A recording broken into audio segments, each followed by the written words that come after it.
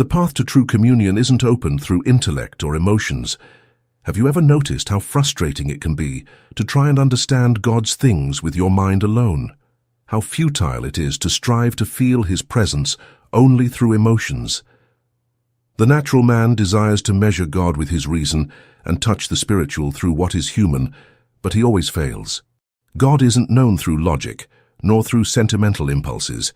He reveals Himself in the Spirit, and if you haven't yet learned to walk this path, you'll keep going in circles without experiencing the depth of real communion. Man's inclination is to trust his own perception. If something seems logical, he accepts it. If it seems absurd, he rejects it. But God doesn't operate that way. What is foolishness to man is wisdom to God. Have you ever tried to explain something deeply spiritual to someone who isn't born again? The person listens, smiles, but deep in their eyes there's disbelief, because what you say seems like madness. That's because the things of the Spirit are discerned spiritually, not by arguments, not by heightened emotions, not by mere goodwill. The truth is, many who are born again still live as if they were dead. The Spirit has been quickened, but they continue to be guided by the mind and emotions without discernment. Have you ever noticed how this happens? How can someone be in Christ and still not be spiritual? Simple. There's no surrender. There's no inner silence for God's voice to be heard. The Spirit is alive but weakened, buried by the noise of the flesh, human logic, desires, and fears. The mind wants to understand God, but God doesn't submit to human intellect. Have you ever noticed how anxiety arises from this frustrated attempt to control everything? You want to know the future, understand all the reasons, have answers before their time, but God doesn't move that way. He speaks to the Spirit, and whoever doesn't learn to hear Him lives confused, restless, always seeking signs, always depending on others to know what to do. Have you ever wondered why some people seem to have direct communion with God, while others live only on the experience of others? The difference lies in where they place their trust. Whoever seeks God in the mind will remain dry. Whoever seeks God in the emotions will fluctuate like the waves of the sea. But whoever submits to the Spirit and learns to silence their own reasons and passions will begin to discern the voice that speaks in the innermost being. It's not the strength of the mind that reveals God. It's not the intensity of emotion that brings Him near. What prevents you from hearing God isn't a lack of knowledge, nor the absence of spiritual feelings, it's inner disorder. God speaks, but His voice is suffocated by competing voices, that of fear, impatience, human logic, the search for control. The flesh shouts, the Spirit whispers. If you don't learn to quiet the flesh, you'll never hear the Spirit. The silence of the Spirit is the key to communion, but how many of us know how to wait? Impatience is a symptom of someone who hasn't yet learned to live in the Spirit. The natural man wants immediate answers, wants sensations, wants to see, touch, taste. But God demands faith, and faith isn't based on external evidence, but on the inner certainty that the Spirit communicates. Have you ever tried to force God to speak, to be restless, to seek signs, to test doors to see if any open? That's not communion, it's control. Whoever has communion with God doesn't need to force anything, because they learn to recognize His voice without haste. God reveals Himself to those who learn to wait, to those who trust without demanding explanations. True knowledge of God isn't obtained by study, but by revelation. This doesn't mean that study is useless, but that alone it doesn't generate life. How many pride themselves on their biblical knowledge, but have never heard God? They're like the Pharisees, who knew the Scriptures by heart, but didn't recognize the author himself when he was before them. Have you ever noticed how some truths that you've always known one day become real to you? You've read a verse 1,000 times, but then one day it opens before your eyes like never before? That's revelation. That's the Spirit bringing light to the Spirit. And that's what we need. Less human effort, more divine light. The mind resists revelation. It wants to understand before believing, but God demands faith before understanding. If you insist on living by what you understand, you'll never experience what can only be known spiritually. God isn't proven, He's known. And knowledge of Him doesn't come from the effort of the mind, but from the submission of the Spirit. Have you noticed that there are people who know a lot about God but little of Him? They know doctrines, discuss theology, argue, but their spiritual life is dry. They're like a man who reads books about the sea, but has never entered the water. God doesn't want you to study him from a distance. He wants you to know him in experience. The flesh is restless, the spirit is peaceful. When there's anguish, confusion, inner pressure, it's usually the flesh trying to dominate. But when the spirit governs, there's rest. Even without answers, there's peace. Have you ever experienced this? Have you ever felt secure without needing to understand everything? That's the fruit of spiritual life. The flesh wants to feel, wants to understand, wants guarantees. The spirit only believes. Whoever lives in the flesh needs evidence to have faith. Whoever lives in the spirit has faith even without evidence. Whoever walks in the spirit discerns, and therefore isn't easily shaken. The natural man is impressed by gifts, by signs, by knowledge, but God isn't impressed by any of that. He seeks a broken heart, a real surrender, a sensitive spirit. You can have many gifts and still be carnal. You can be an eloquent preacher and still not know God. True spiritual growth isn't measured by how much Bible you know, but by how sensitive you've become to God's voice. Have you noticed this? How there are people who know little of the Bible but know God intimately, while others know everything about the scriptures but live empty. Knowledge without revelation is like a lamp without electricity. You can have all the right doctrines and still be in darkness. Revelation doesn't come from human effort, but from the illumination of the Spirit. God isn't looking for brilliant minds, but available spirits. He isn't impressed with your intelligence, but with your surrender. If you want to know him, you'll have to give up the need to understand everything. You'll have to accept walking in the dark, trusting only in the inner light of the Spirit. The true worshipper isn't the one who feels a lot, but the one who surrenders completely. God doesn't seek emotions, he seeks surrender. You can be emotional without surrendering, but whoever surrenders sooner or later will be taken by a joy that doesn't come from circumstances, but from real communion. Do you want to know God? Then learn to wait. Learn to silence the inner voices. Learn to distinguish what is flesh and what is spirit. Because he already speaks, but perhaps you haven't yet learned to listen. Write in the comments, Jesus is my joy. If you find true happiness in him, when you finally start to listen, something changes. Silence is no longer an emptiness, but a space filled by a presence that you previously ignored. The weight of desperately seeking answers gives way to a quiet certainty. God is there, he always has been. The problem was never the lack of his voice, but the excess of your own internal voices. And then you realize that walking in the Spirit doesn't mean doing more, but learning to be still.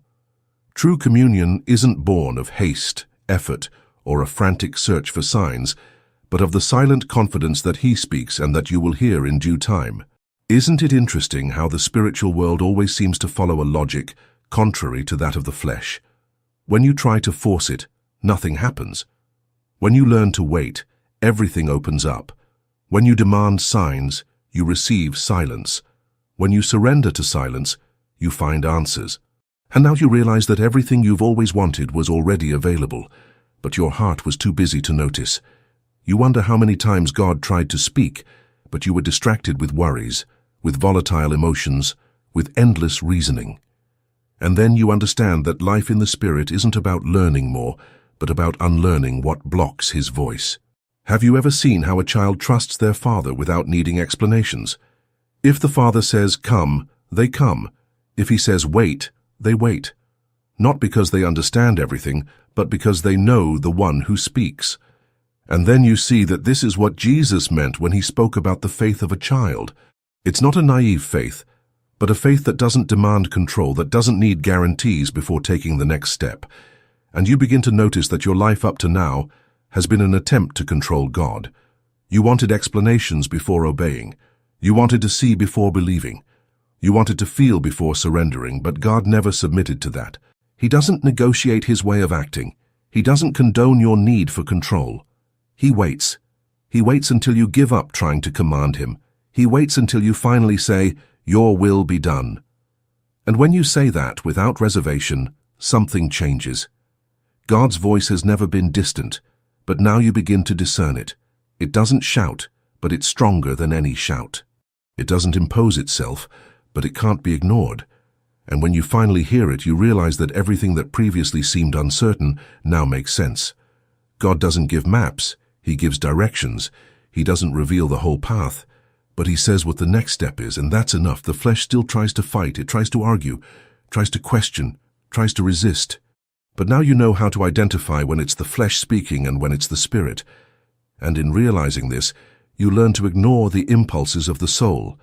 You learn to wait even when everything inside you wants to run. You learn to trust even when everything seems contrary. And you begin to notice that you're changing. What previously generated anxiety now awakens faith. What previously brought fear now becomes an opportunity to trust. What was once a desperate search for answers now becomes a rest in God. And suddenly you realize that you've grown, not because you've learned more, but because you've learned to depend more. The walk in the Spirit isn't about becoming strong, but about becoming dependent. God doesn't seek spiritual giants, but broken hearts. He doesn't seek self-sufficient people, but people who recognize that without Him they can do nothing. And when you become that person, you begin to notice something curious. God doesn't reveal Himself to those who want to control Him, but to those who surrender to Him. He doesn't speak clearly to those who demand explanations, but He shows Himself clearly to those who trust without needing to understand everything. And now when you look back, you realize how many times you wasted time trying to understand before obeying. You realize how many answers were there, just waiting for you to be quiet enough to hear them. You realize that God's silence was never absence, but an invitation to a deeper level of communion. And then you become someone who no longer needs external confirmations. You don't need everything around you to make sense to know that God is guiding, because now you no longer depend on feelings, reasoning, or signs. Now you know. And knowing in the Spirit is very different from understanding in the mind. And when the contrary winds blow, when everything seems uncertain, when the world around you shouts chaos, you remain firm. Not because you see everything clearly, but because you've heard a voice that the world can't hear. And that voice is enough. Have you noticed that there are people who spend years in church, but never learn this? They live on events, on fleeting emotions, on motivational sermons, but they've never developed the habit of simply listening to God. They depend on what others say, seek revelations from third parties, but they've never learned to listen directly. And then you understand why so many live an unstable faith. Because without real communion with God, everything becomes fragile. When the mind governs, doubts dominate. When the emotions govern, circumstances define everything. But when the Spirit governs, there's a firmness that nothing can shake. Now you understand that true spiritual maturity isn't in doing great works, but in knowing God deeply. You understand that it's possible to do a lot for God without truly knowing Him. And you realize that the only thing that really matters is this uninterrupted communion, this connection that transcends words and feelings. And then you finally reach the point that God always wanted to take you, to the place where your voice no longer matters, because the only thing you want is to hear His. Where your plans are no longer a priority, because the only thing you desire is for His plans to be fulfilled. Where your worries become irrelevant because you know that He takes care of everything. And when this happens, your life changes definitively.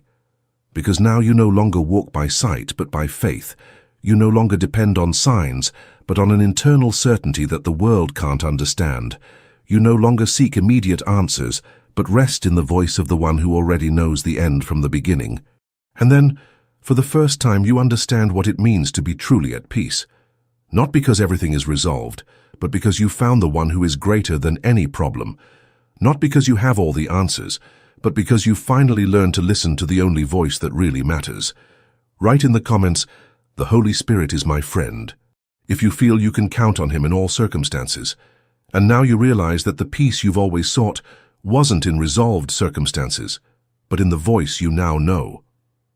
The same situations that previously shook you now just pass through you without tearing you from the center of God's will. Not because the difficulties have disappeared, but because your root is grounded in something that doesn't move. When the storm comes, those who are rooted in the intellect are uprooted by doubt. Those who live by emotions are carried away by fear.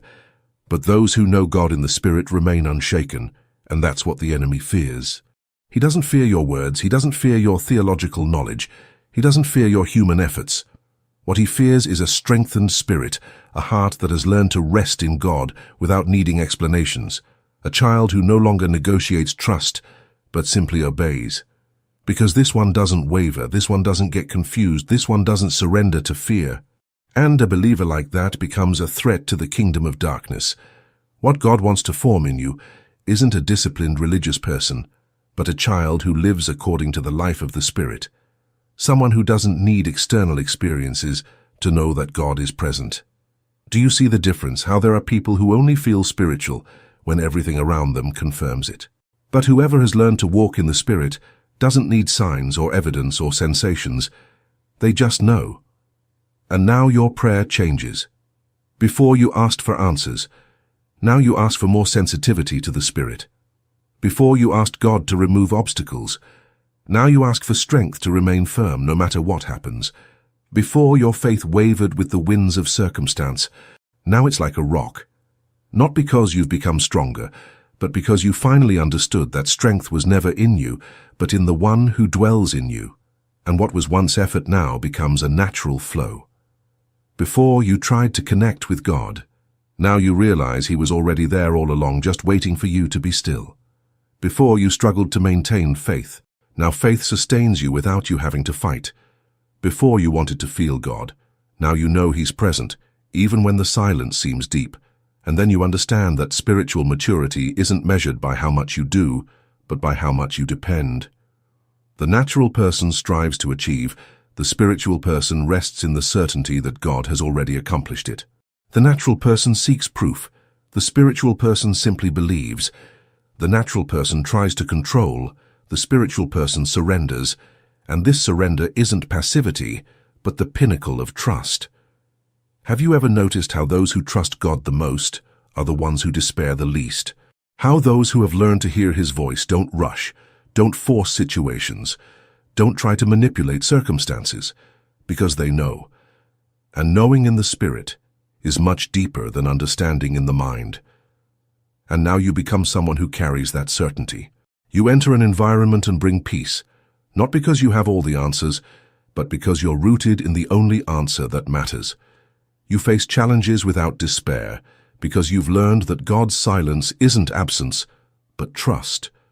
You pray without anxiety because you're no longer trying to convince God of anything, just aligning yourself with what He's already doing. And then you realize what it really means to live in the Spirit. It's not being carried away by emotions. It's not living for intense experiences. It's not having all the answers. It's walking in peace, even without knowing the next step. It's resting in His will even when everything around you seems uncertain. It's hearing His voice in the midst of chaos and knowing that there lies the only truth that matters. And now you look back and see how much time you wasted trying to understand what could only be discerned. How much you exhausted yourself trying to force answers that would only come in due time. How much you resisted a surrender that, when it finally happened, brought the peace you always sought. And then you realize that you don't need anything else besides Him. That all the searches, all the questions, all the anxieties were just symptoms of a soul that hadn't yet learned to rest. And now that you've learned, nothing can take you from that place. Because you've finally found what was always before you, the voice, the presence, the communion that transforms, that sustains, that never silences for those who have truly learned to listen. Write in the comments, "God, illuminate my path," if you believe that He guides you even in the darkest days. And now that you've learned to listen, you realize how that voice was always there, but was buried by the noise of your own soul. The mind screamed, the feelings demanded attention, logic tried to understand, but the Spirit waited patiently, like an underground river that flows without fanfare. Now, however, there are no more barriers, no more internal disputes. You realize how everything was simpler than you imagined. God wasn't distant, you were the one who was far away, too distracted by your own thoughts to notice that He never moved. And when that certainty settles in, your life changes. Not because the circumstances have changed, but because you no longer react to them in the same way. Before, any headwind generated unease, fear, despair. Now the winds may blow, but you remain firm. Before you prayed asking for urgent solutions, now you pray that your faith doesn't waver. Before, your dependence on God was conditional, now it's absolute, and then you realize something even deeper. Your faith no longer depends on the answers you receive, but on the presence you know. You no longer need God to explain every detail, because you've learned to trust His character. You no longer demand that everything makes sense, because you understand that understanding comes after obedience, not before. You no longer seek signs desperately, because you've realized that the greatest proof that God is with you is the very fact that you now hear Him. And now when others despair, you remain at peace. When fear tries to creep in, you don't give it space, because you know that your security isn't in controllable circumstances, but in the voice that guides you. When doubt whispers, you don't listen, because you no longer need all the answers, just the certainty that God is in control. And then you begin to see something you didn't notice before. How much the people around you live trapped in what they feel and what they think. How much the whole world is governed by its unstable emotions and limited reasoning. How many who say they believe still haven't learned to trust. You see how hearts waver, how opinions change, how people live running after certainties they never find. But you found it. And that transforms you. Now, your presence bothers those who live by intellect, because your faith doesn't need logic. Your firmness challenges those who live by emotions, because you aren't carried away by what you feel. Your peace irritates those who live in control, because you no longer need to hold the reins of your own life. And when they question how you can live like that, you know the answer: communion.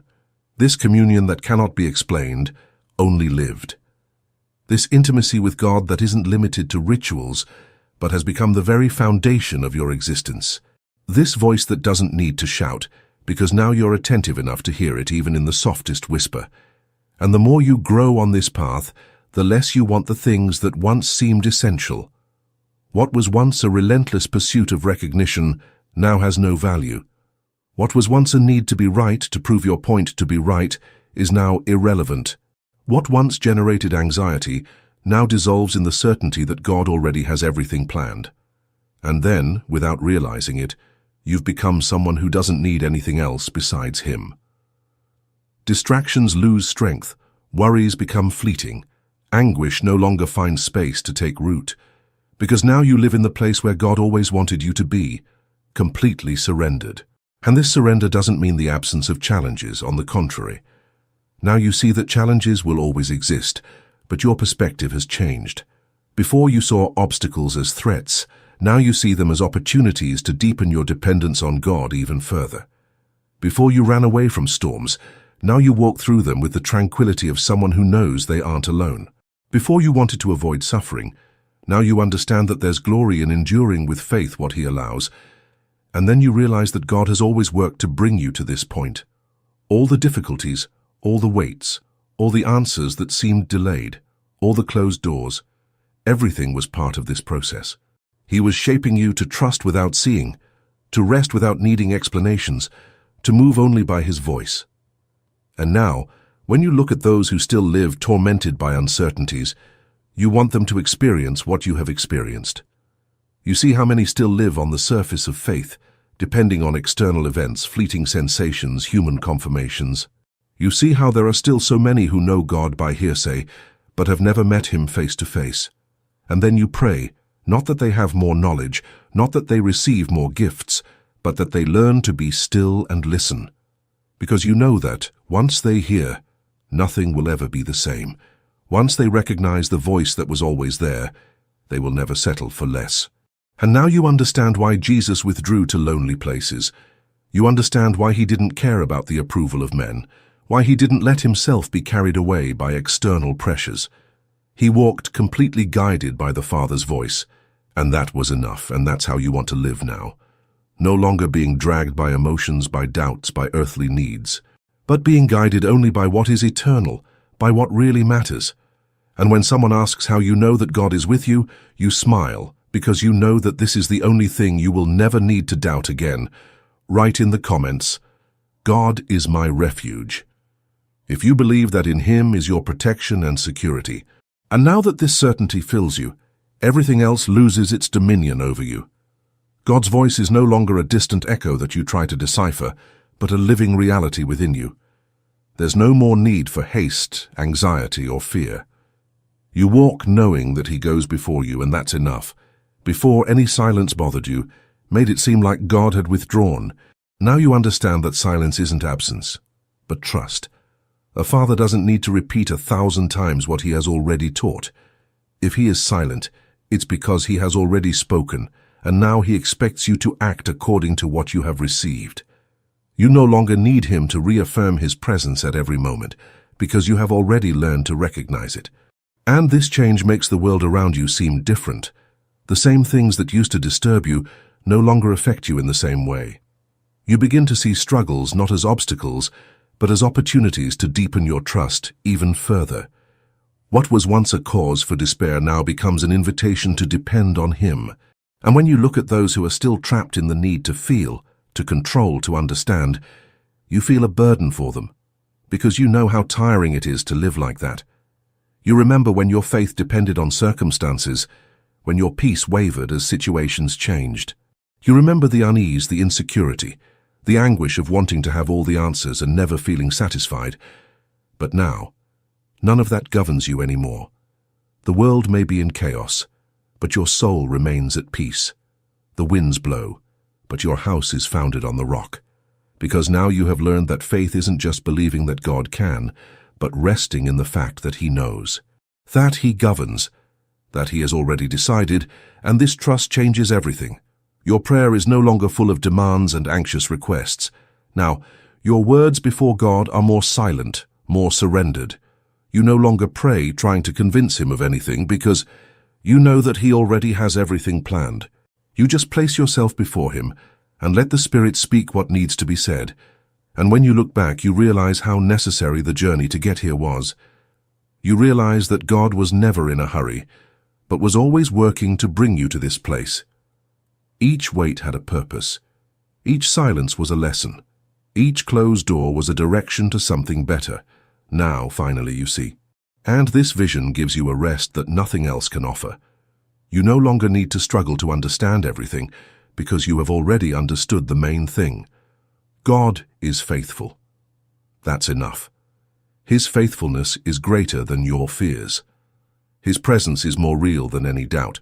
His love is enough to sustain you no matter what happens. And now that this truth has become the basis of your life, you no longer worry about what will come. Tomorrow is no longer a source of anxiety, because your trust isn't in what you can predict, but in the God who already knows the end from the beginning. And while many run trying to hold everything with their own hands, you walk lightly, because you have learned that true strength is in letting go, in trusting, in resting. You know that God has already written the story, and all you need to do is remain in him. And then for the first time you understand what it really means to live by faith. It's not about conquering things, nor about having all the answers. It's about walking without fear, knowing that whatever happens, God continues to be God. And that's everything. Write in the comments, "The Holy Spirit leads me to the truth," if you want to walk on the right path. And now that you live this faith, you realize how everything before was an unnecessary burden. The burden of trying to understand, the need to prove something to yourself or to others, the unease of wanting to feel something all the time. All of this dissolves when you learn to simply trust. Before, each doubt seemed like an enemy to be defeated. Now, they are just fleeting shadows that no longer have power over you. The silence that used to frighten now is welcome. The uncertainty that used to generate fear now is an invitation to depend even more. And when you see others still trapped in what once trapped you, you want them to experience this freedom. But you know that you cannot force anyone to do so. No one can open another's eyes. This is a work of the Spirit. You can speak, you can demonstrate, you can pray, but each one needs to arrive at this place by themselves. You know that each one's journey has a time, that God works without haste, that each silence, each trial, each wait is part of the process. And then you understand something even deeper. The true purpose of the Christian life isn't doing things for God, but being with God. Everything is born from this relationship. True obedience doesn't come from effort, but from communion. True transformation doesn't happen because you tried to change, but because he was shaping you day after day without you realizing it. And now, when people ask you how your faith has become so unshakable, you don't know how to explain it in words. How to describe something that isn't the result of intellectual learning, but of life. How to teach someone that everything he seeks is already available, but he hasn't yet learned to stop to notice. You just smile, because you know that one day, if they continue seeking, they will also see. And then you understand why Jesus never lived anxiously. Why he never despaired, never chased after acceptance, never tried to prove anything to anyone. He walked completely guided by the Father, and that was enough. He didn't need others to understand, didn't depend on anyone's approval, didn't let himself be swayed by the pressure of the crowds or the rejection of the Pharisees. He knew who he was and where he came from. And now you want to live like that too. Free from the need for recognition, free from worrying about what others think, free from the bondage of doubt and fear. You want to walk as someone who has already found everything they need, because, in fact, you have. And then you realize that this is the true testimony. Not pretty words, not elaborate speeches, not impeccable theological knowledge, but a life that carries an unexplainable peace, a steadfastness that cannot be shaken, a confidence that defies logic. And when hard times come, you no longer react as you once did, because now you understand that trials are not punishments but opportunities. Opportunities to see God act, to learn more about Him, to trust in ways you never have before. Now when the storm comes, instead of asking why, you ask, what does the Lord want to teach me here? And then your journey becomes a living testimony. Without you needing to strive to impress anyone, your life speaks for itself. People see something in you, feel something different in your presence. It's not something you consciously produce, but the natural reflection of someone who lives connected with God. And you know that there is still a path to walk, that there is much more to know, that God still has things to reveal, that there are always new depths to explore. But now you're not in a hurry, because you've learned that He guides in the right time, that He reveals at the exact moment, that everything happens according to His perfect will. And then, for the first time, you feel like you are exactly where you should be. Not because all your questions have been answered, but because now you know that you no longer need all the answers. The only thing you need is His voice, and that voice will never be unknown to you again. Please share this blessed video so that it can touch and help others like you and me. Want to delve even deeper into faith and prayer? Download our exclusive ebook on how to strengthen your spirituality in these times. The link is in the comments below. Don't forget to click the subscribe button if you haven't already. Thank you so much from the bottom of my heart for being part of our faith community. If you would like to support our channel a little more, consider becoming a member. Here are 2 more videos so that you can continue your spiritual journey and growth in faith. Thank you, and may God bless you all. See you soon.